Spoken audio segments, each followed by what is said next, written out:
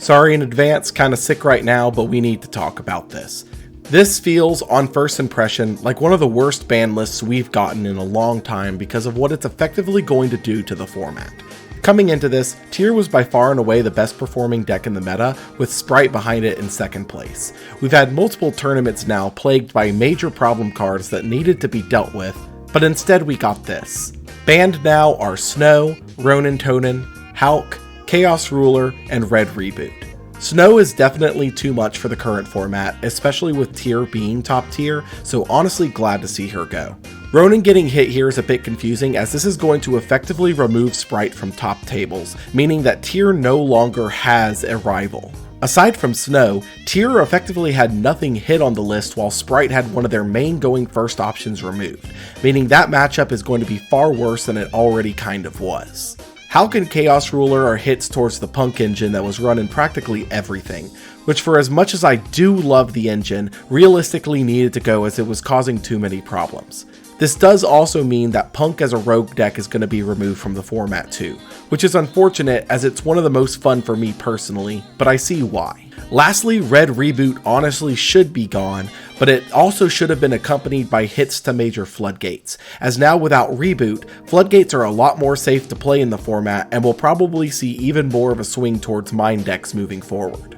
Moving into limits, Steam the Cloak and O-Lion were released for Hulk's sins, no comment there. Cyberjar is a blowout card if it resolves, but will practically never resolve in the format due to how the landscape has changed since it was banned originally. This one's probably fine. Subzitoad feels absolutely bizarre to see back, and will probably be broken somewhere.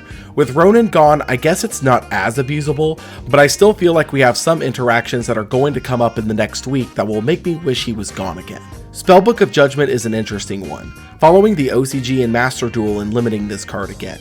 Realistically, it's probably fine, but I'm more so interested in the interactions with Blue Boy and the Sprite engine now that there's an opening. We'll have to see. A pointer is an interesting hit for decks specifically trying to set up a control board going first in games 2 and 3. Primarily, this is another hit to Sprite, as they were mainly the only deck using this card, but it still feels like an odd inclusion. Moving to the unlimits, Shooting Riser and Fusion Destiny are being released with their problem cards gone.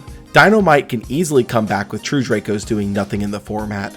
Ben 10 strikes me as odd as Drytron is still very much playable in the format, so we might see Drytron rise back up. Nadir's Servant probably shouldn't have been semi'd in the first place as its deck was already falling out of the meta, so this makes sense. Light Stage is a very interesting boost to Sprite, but with Sprite's other hits, it's not as exciting as it should be. Lastly, Wall of Revealing Light is a hit of a bygone era that should have been released a while ago. As for impacts on the meta, Tyr is unquestionably the best deck in the game now, and we may very easily see another Tier 0 format in this time between now and Darkwing Blast, but will probably be balanced out after that with Bisted releasing. Sprite will probably see play with more mixed variations rather than pure, like Life Twin, Adventure, Runic, and new variations, like the Potential Prophecy, but they will be far weaker in the meta compared to Tyr. Exosister, Despia, and Mathmech will probably all continue to see Tier 3 to Rogue success, and probably rise a bit with Sprite being taken down a peg, but unquestionably the big deck to look out for in this next format are Mystic Mine variants.